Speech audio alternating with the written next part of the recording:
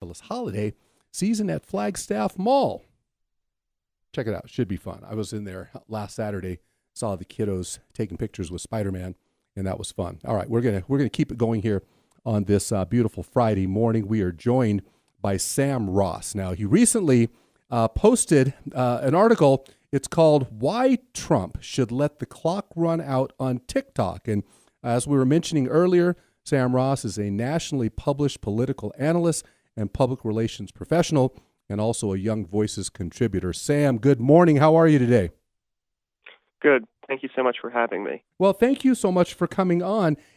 Let's dive right into it. I find this topic to be extremely compelling, Sam. And so let's start with maybe tell us the unique security vulnerabilities posed by TikTok due to its ties to the Chinese Communist Party, as highlighted by the FBI.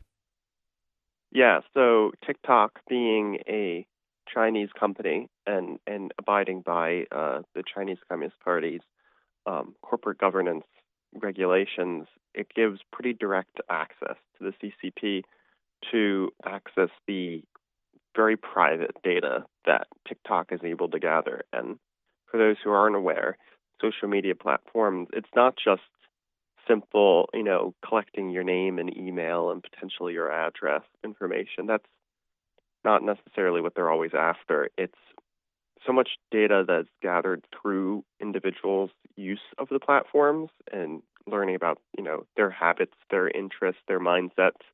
And the reason why that's such a big risk is it provides so much information to the CCP to be able to conduct some sort of foreign influence campaign to shift our public sentiment, whether that's about politics, about war, about dividing us between one another on cultural issues, and then being even more closely tied to China. TikTok seems to have been really weaponized as a tool for conducting that social influence due to the power which it has over so much of the younger generation with its very addictive qualities and very seemingly harmless content normally, and how quickly things can be embedded into all of that and shift young people's sentiment. Absolutely. We're talking with Sam Ross, nationally published political analyst. So you argue, Sam, that President-elect Trump should let the clock run out on TikTok. So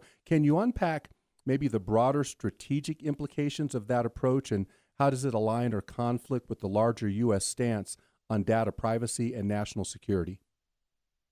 Yeah, so earlier this year, the Biden administration signed a bipartisan bill that told TikTok that either it needs to sell to a company that is not owned and influenced by a foreign adversary, so, maybe a company in India or a company in Europe, or that it had to quickly localize all the data to the United States. And what that means is quite literally data is housed somewhere on certain servers, and that most social media companies currently do so in the United States, of course. But this is just kind of the cusp of a much greater shift of putting a real emphasis on the role in which big data centers are going to play in the future with the advent of AI and continued use of social media and the internet.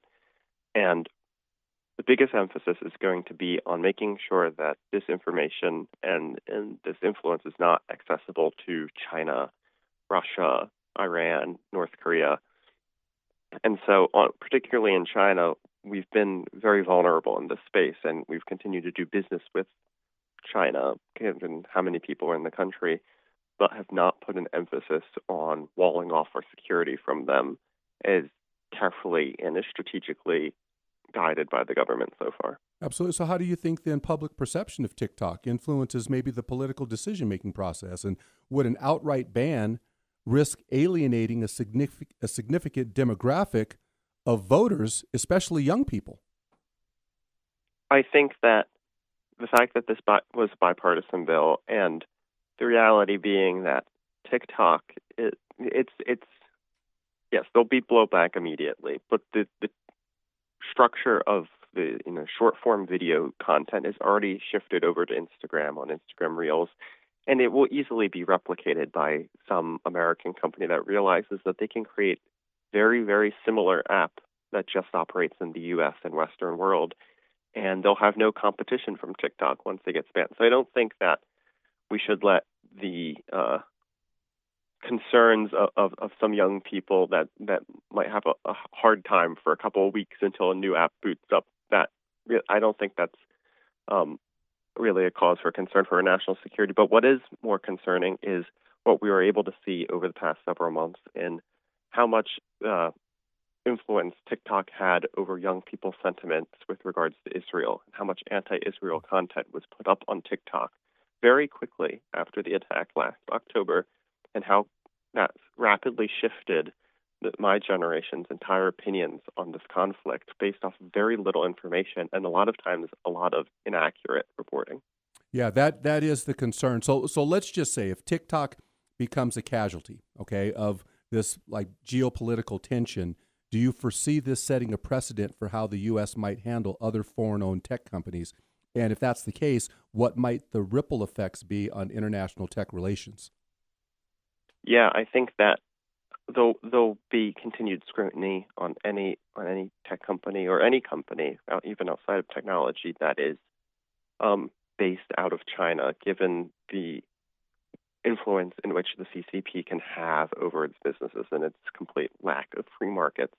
I don't think there'll be as much concern with companies based in any of our allied countries, though I believe that the current administration will certainly take a harsh stance against companies that may be engaging in behavior it doesn't want. They seem to be very open to pressuring companies and countries into better aligning with their objectives and outlook.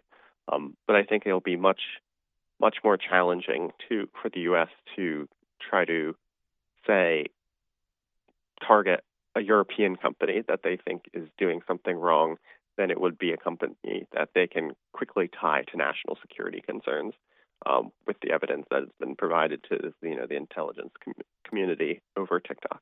So then should the focus be on regulation or like creating a U.S.-based alternative, or should it be something else entirely? Yeah, so the bill requires a forced divestment for either it to be moved to a U.S. or U.S. allied country, or that it will just face a ban. And I think that this is going to be most likely a ban, given the fact that they've come about a month away and have not chosen to sell the company just yet. So I think we'll go through a quick period where it will be shut down in the United States, and they can do that rather quickly through cooperation with Apple and other platforms.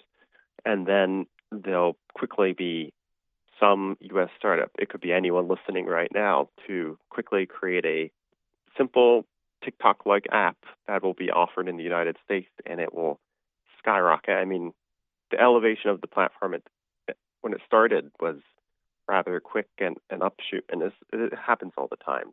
There'll be quick market remedies to this. You bet. So, I want to switch it, Sam, if you don't mind, to maybe an Arizona context, because with Arizona being home to a significant military installations like Luke Air Force Base and others, which are directly tied to national security, concerns about TikTok's data collection practices could resonate with residents in these areas. So maybe speak to that, if you could, maybe how that affects us directly here in Arizona. Yeah, I think there is going to be a continued emphasis over the coming months and years for lawmakers to do a full analysis of all the data and spyware plot holes that are in all of our United States infrastructure, in our within our laws. And I believe that one of the greatest importances, obviously, will be securing all of our national security and defense infrastructure and information. And so I think for people in Arizona and in your area, that any risk posed to that information and particularly providing access to such a hostile country like China, there needs to be very quick and effective remedies to this situation. Finally, and I had a couple more questions to ask you, cultural significance for certain demographics, but I want to move this to maybe the small business area. If we have about a minute left, because in Arizona, small businesses leveraging TikTok for marketing could lose a vital revenue stream, and that would be small businesses across the country. How do we address that? Yeah, there'll certainly be some short-term problems with the very affordable marketing strategies that TikTok allows for. But luckily, given the integration of Reels and so many other platforms similar to this on across the internet, I think that there'll be very quick solutions that fill those holes. And what we see when certain social media platforms undergo different changes, in this case, it would be closing of the United States, is users aren't reducing the amount of time spent online. They just shift to new platforms. And so people will quickly shift to different platforms, probably similar platforms that offer similar services, and that will allow them to continue to succeed. But I would definitely say that businesses across the state and across the country should prepare for the likeliness that TikTok will no longer be a part of their marketing strategy come the new year.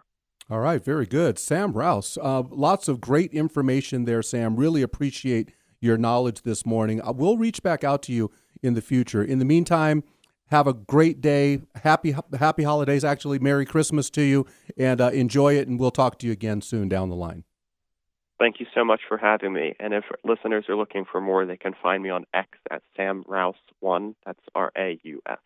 All right, very good. Sam, take care. We'll talk to you soon. Thank you. Sam Rouse.